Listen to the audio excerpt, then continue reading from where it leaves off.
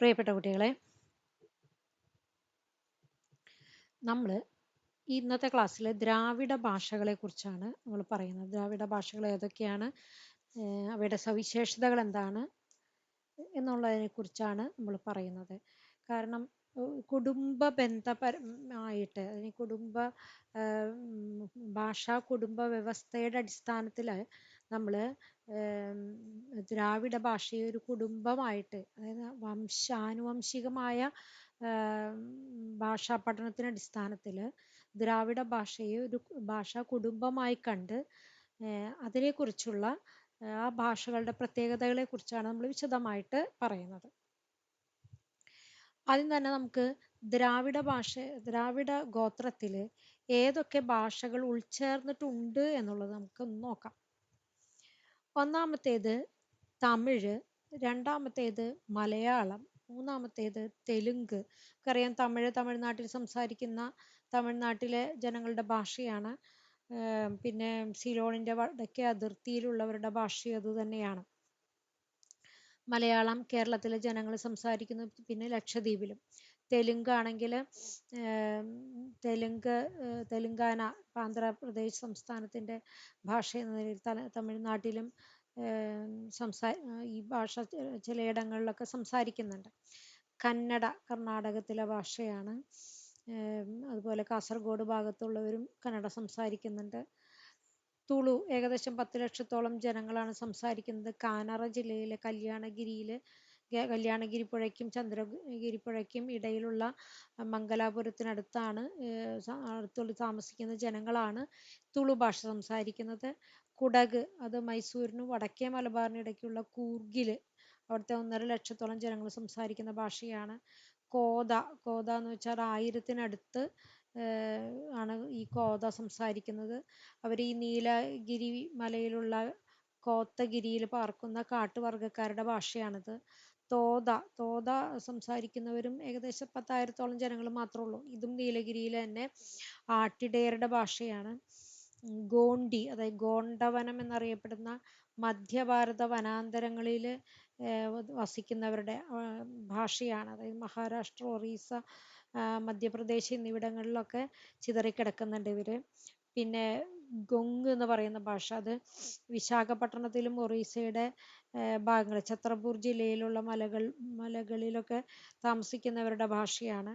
പിന്നെ കൊലാമി, നായ്ക്കി, ബീലി തുടങ്ങിയിട്ടുള്ള ഭാഷകളുണ്ട്. ഇതൊക്കെ കിഴക്കൻ ബീഹാർ പ്രദേശങ്ങളിലാണ്. ഇത് ഒരേ ഭാഷയുടെ തന്നെ ദേശീയഭേദങ്ങളായിട്ടാണ് ഇവ കണക്കാക്കുന്നത്. കുറുക് എന്ന് പറയുന്നത് ബംഗാളിൻ്റെ പടിഞ്ഞാറ് ഭാഗത്ത് മധ്യപ്രദേശിനോട് ചേർന്നുള്ള ഭാഗങ്ങളിലുള്ളവരുടെ ഭാഷയാണ്. മാൾട്ടോ എന്ന് പറയുന്നത് രാജ്മഹാലി എന്ന് ഈ ഭാഷയ്ക്ക് പേരുണ്ട്. ഗംഗാതീരത്തിനടുത്ത് രാജ്മഹൽ പർവ്വതനിരകളിൽ പാർക്കുന്ന മലയരുടെ ഭാഷയായിട്ടാണ് ഇതിനെ കാണുന്നത്.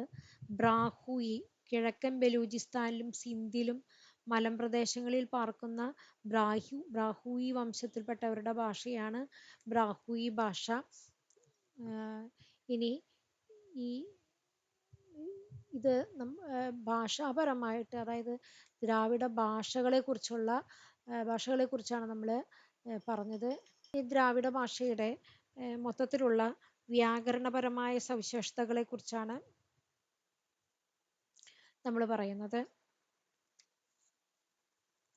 ഒന്നാമത്തേത് അതിൻ്റെ ലിംഗവ്യവസ്ഥയാണ്. എല്ലാ ഭാഷകൾക്കും ഒരുപോലെയാണ് ലിംഗവ്യവസ്ഥ. അതായത് അർത്ഥത്തെ അടിസ്ഥാനപ്പെടുത്തിയാണ് ദ്രാവിഡ ഭാഷയിലെ ലിംഗവ്യവസ്ഥ നിലനിൽക്കുന്നത്. രണ്ടാമത്തെ വചന വ്യവസ്ഥയാണ്. വചനങ്ങളുടെ കാര്യത്തിൽ ഗോത്ര വ്യത്യാസം നമുക്ക് വ്യക്തമായിട്ട് കാണാം. സംസ്കൃതത്തിൽ ദ്വിവചനം ഉണ്ടെങ്കിൽ ദ്രാവിഡത്തിൽ ഏകവചനവും ബഹുവചനവും മാത്രമേ ഉള്ളൂ.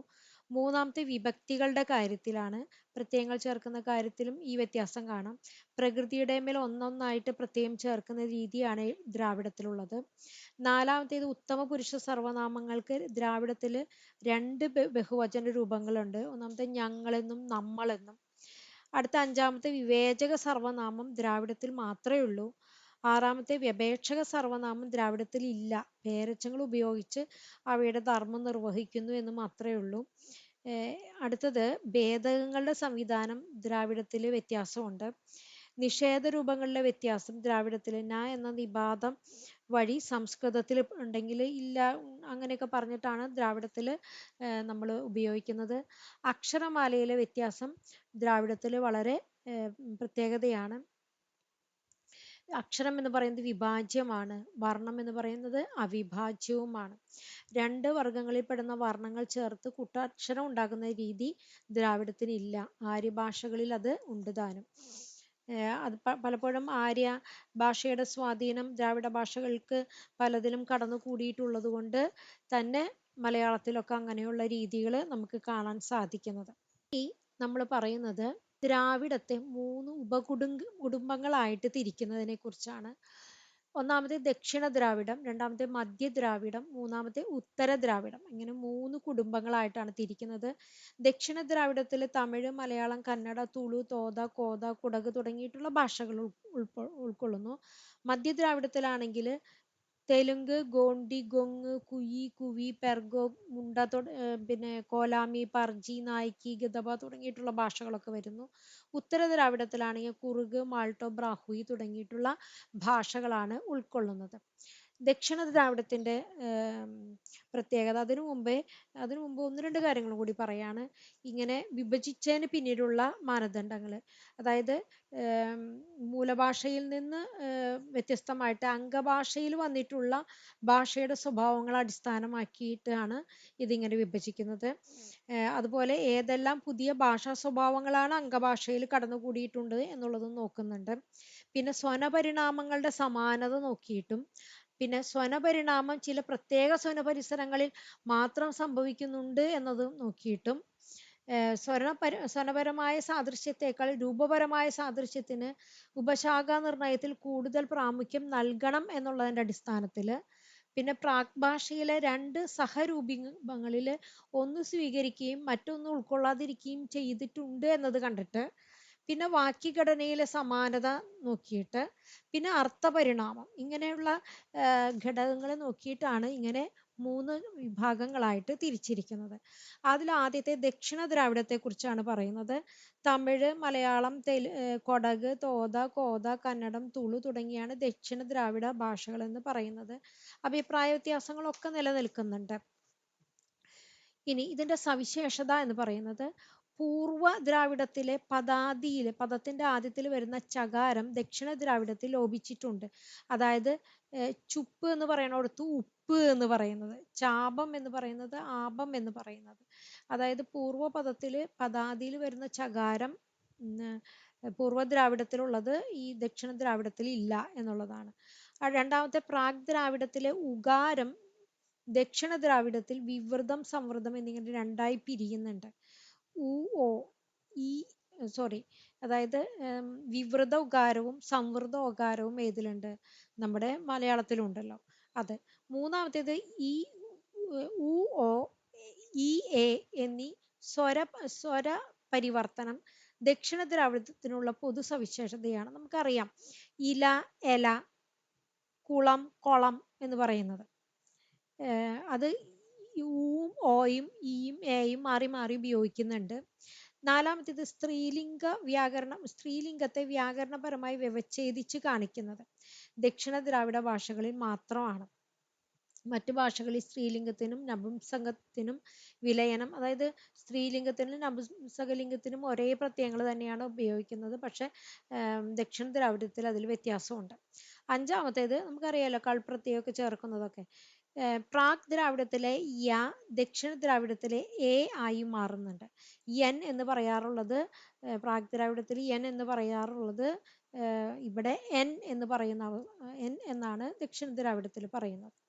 ഇനി പ്രാക് ദ്രാവിഡത്തിൽ ഉണ്ടായിരുന്ന 2 പ്രത്യയങ്ങളിൽ ഒന്നിനെ മാത്രം മിക്ക ദ്രാവിഡ ഭാഷകളും ബഹുവചന പ്രത്യയമായി സാമാന്യവൽക്കരിച്ചിട്ടുണ്ട്. കൾ, എൾ എന്നുള്ളതൊക്കെയാണ് ഉദാഹരണമായിട്ട് പറയാനുള്ളത്. അതായത് പ്രാക് ദ്രാവിഡത്തിൽ ഉണ്ടായിരുന്ന 2 പ്രത്യയങ്ങളിൽ ഒന്നിനെ മിക്ക ദ്രാവിഡ ഭാഷകളും ബഹുവചന പ്രത്യയമായി സാമാന്യമായിട്ട് സ്വീകരിച്ചിട്ടുണ്ട് എന്നുള്ളത്. തെലുങ്കില് എള്ളെടുത്തെങ്കിലും മലയാളത്തിൽ കള്ളെടുത്തിട്ടുണ്ട്. ഇനി പ്രാക് ദ്രാവിഡത്തിലെ ഇകാര നകാരങ്ങളെ നിലനിർത്തിയിരിക്കുന്നത് ദക്ഷിണ ദ്രാവിഡ ഭാഷകൾ മാത്രമാണ്. പിന്നെ വേണ്ടും ചേർന്നുള്ള വാക്യനിർമ്മിതി പ്രകാരങ്ങൾ ഉണ്ടാക്കുന്നതിന് വേൺ ധാതുവിനെ പരമായി നിർത്തി പ്രയോഗിക്കുന്ന രീതി കണ്ടുവരുന്നത് പോക വേണ്ടും എന്ന് പറയുന്നില്ലേ, ദക്ഷിണ ദ്രാവിഡത്തിലാണ്. വേൺ എന്നുള്ളത് വേണ്ടും എന്ന് ഉപയോഗിക്കുന്ന രീതി, പോക വേണ്ടും എന്ന്. പ്രാഗ് ദ്രാവിഡത്തിലെ ഭൂതകാല പ്രത്യയങ്ങളായ ത്, ന്ത്, ത്, ഇ എന്നിവ തന്നെയാണ് ദക്ഷിണ ദ്രാവിഡത്തിലെയും ഭൂതകാല പ്രത്യയങ്ങൾ. നമ്മുടെ മലയാളത്തിലും ഭൂതകാല പ്രത്യയങ്ങൾ അത് തന്നെ വരുന്നുണ്ടല്ലോ.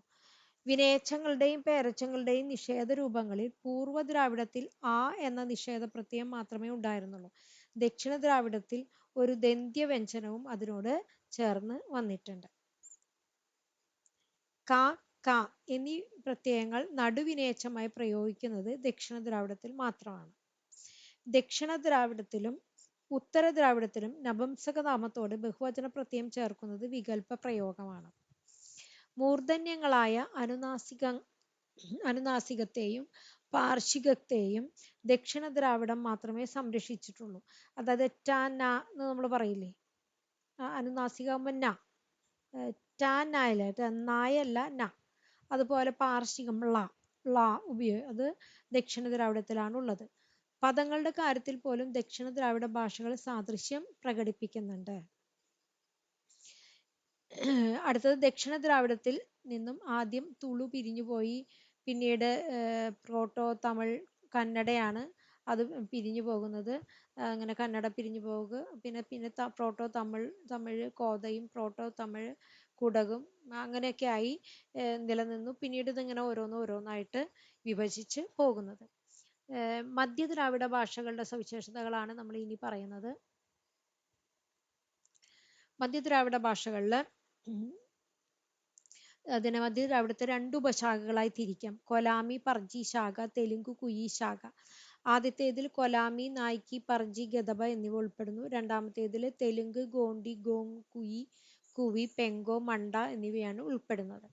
ഇവയുടെ സവിശേഷതകൾ: നപുംസക നാമങ്ങളിൽ ബഹുവചന പ്രത്യയം ഇതിൽ നിർബന്ധമാണ്.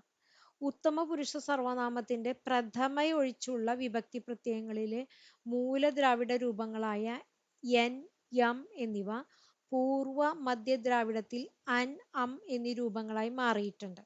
ഉത്തര ദ്രാവിഡങ്ങളിൽ ഇവയ്ക്ക് സമാനമായി എൻ, എം എന്നിവയുടെ പ്രതിഫലനങ്ങൾ കാണുന്നു. പിന്നെ പ്രഥമ പുരുഷ സർവനാമത്തിന്റെ അവസാനത്തിൽ ത് ചേരുന്നുണ്ട്. കൊലാമി ഒഴിച്ചുള്ള മധ്യ ദ്രാവിഡ ഭാഷകളിലെ ഭൂതകാല വിനയച്ച രൂപങ്ങളിൽ ഉത്തര ദക്ഷിണ ശാഖകളിൽ കാണാത്ത ഒരു പ്രത്യയം കാണുന്നു.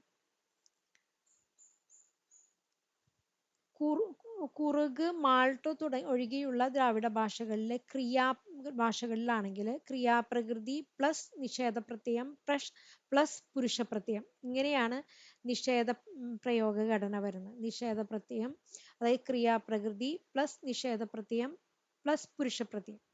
എന്നാൽ കൊലാമി, നായ്ക്കി, കുവി, കുയി തുടങ്ങിയിട്ടുള്ള ഭാഷകളിൽ വേറൊരു ഘടനയാണ്. ക്രിയാപ്രകൃതി പ്ലസ് നിഷേധ പ്രത്യയം പ്ലസ് ഭൂതകാല പ്രത്യയം പ്ലസ് പുരുഷ പ്രത്യയം. അതിനിടയിൽ ഭൂതകാല പ്രത്യയം ചേരുന്നുണ്ട്. ഇനി ഭൂതകാല നിഷേധ വിനയച്ച രൂപങ്ങളിൽ നിഷേധ പ്രത്യയങ്ങൾക്ക് ശേഷം ക് എന്ന ഒരു പ്രത്യയം ചേർക്കുന്നുണ്ട്. പിന്നെ മധ്യപുരുഷ സർവനാമങ്ങളുടെ പദാദിയിലെ നകാര ലോപം, നകാരത്തിന് ലോപം സംഭവിക്കും. നിൻ എന്ന് പറയേണ്ടടുത്ത് ഇൻ എന്ന് പറയുന്ന ഒരു രീതിയുണ്ട്. സ്ത്രീലിംഗ ബന്ധവാചിയായ നാമങ്ങളോടുകൂടി ആൾ എന്ന പ്രത്യയം ചേരുന്നു. അതായത് ബോധാൾ, മാർന്താൾ എന്ന ആൾ എന്ന പ്രത്യയം ചേരുന്നുണ്ട്. പ്രാഗ് ദ്രാവിഡത്തിലെ ഉത്തമ പുരുഷ ഏകവചനമായ യ മധ്യ ദ്രാവിഡത്തിൽ ആ ആയി മാറുന്നു. അത് യാൻ എന്ന് പറയേണ്ടത് ആൻ എന്നായി മാറുന്നുണ്ട്. പിന്നെ ഭൂതേതര കാലപ്രത്യയം ത്, അതായത് ന്റെ ഇരട്ടിപ്പും കൂടിയുണ്ട് ത് എന്ന് പറയുന്നത്. അതുപോലെ ചില പദങ്ങളുടെ അർത്ഥത്തിന് മധ്യ ദ്രാവിഡത്തിൽ മാത്രം വ്യത്യാസം കാണുന്നുണ്ട്. ഈ ഉപശാഖ അത് ഈ ശാഖയുടെ ഒരു മധ്യ ദ്രാവിഡത്തിന്റെ ഒരു പ്രത്യേകതയാണ്. തെലുങ്കിലെ കൊൻ, കുയി, പെങ്കോ തുടങ്ങിയിട്ടുള്ള ഭാഷകളില് കൊട്, മണ്ടയില് ക്വഡ് എന്നിവയ്ക്കെല്ലാം അർത്ഥം എന്ന് പറയുന്നത് വാങ്ങുക എന്ന് തന്നെയാണ്. ഉത്തര ദ്രാവിഡ ഭാഷകളുടെ പ്രത്യേകതകൾ വിട്ടുപോയിട്ടുണ്ട്, അതൊന്ന് നിങ്ങൾ നോട്ട് ചെയ്ത് വെക്കണം. ഒന്നാമത്തേത് ഹ്രസ്വ ദീർഘ ഇകാരം ഒഴിച്ചുള്ള മറ്റു സ്വരങ്ങളുടെ മുന്നിൽ വരുന്ന കകാരം ഹകാരമായി മാറുന്നുണ്ട്. കകാരം ഹ എന്ന് പറയില്ലേ, ഹകാരമായി മാറുന്നുണ്ട് കേട്ടോ. അതായത് കൺ എന്ന് പറയേണ്ടടുത്ത് ഹൺ എന്ന് പറയും. ബ്രാഹുയിലൊക്കെ കുറുകിലൊക്കെ. കക്ക എന്ന് പറയുന്നിടത്ത് ഹഹ എന്ന് പറയും. അങ്ങനെ. പിന്നെ രണ്ടാമത്തെ ഇത് ഉത്തരദ്രാവിഡത്തിന്റെ സവിശേഷത, പ്രാഗ് ദ്രാവിഡത്തിലെ ചകാരം കകാരമായി മാറുന്നുണ്ട്. പ്രാഗ് ദ്രാവിഡത്തിലെ ചകാരം കകാരമായി മാറുന്നുണ്ട്. അതുപോലെ ഉകാരത്തിനോ എകാരത്തിനോ മുന്നിൽ വരുമ്പോഴാണ് ഇത് എന്തായി മാറുന്നത്, ചകാരം കകാരമായി മാറുന്നത്. ഇപ്പൊ ചുമട് എന്ന് പറയുന്നിടത്ത് കുമട് എന്ന് പറയും, ചുമ എന്ന് പറയുന്നിടത്ത് കുബേൽ എന്ന് പറയും. മനസ്സിലായോ? പിന്നെ മൂന്നാമത്തെ പ്രത്യേകത എന്ന് വെച്ചാൽ പ്രാഗ് ദ്രാവിഡത്തിലെ വകാരം ബകാരമാകുന്നുണ്ട്. വായ് എന്ന് പറയേണ്ടടുത്ത് ബായ് എന്ന് പറയും കേട്ടോ. പ്രാഗ് ദ്രാവിഡത്തിലെ വകാരം ബായ് ആയി മാറുന്നുണ്ട്. ബലൂണ്ട ബ. വായ് എന്ന് പറയേണ്ടടുത്ത് ബായ് എന്ന് പറയും. അതുപോലെ ഭൂതകാല പ്രത്യയമായ സകാരത്തിന്റെ കാര്യത്തിൽ ഉത്തരദ്രാവിഡം ഒറ്റപ്പെട്ട് നിൽക്കുന്നുണ്ട്. അത് അതിന്റെ ഈ ഭാഷയുടെ പ്രത്യേകതയാണ്. പിന്നെ ഉത്തരദ്രാവിഡ ഭാഷകളിൽ ഭാവി കാലാർത്ഥത്തെ കുറിക്കുന്നതിന് ഓ എന്നൊരു പദമാണ് ഉപയോഗിക്കുന്നത്.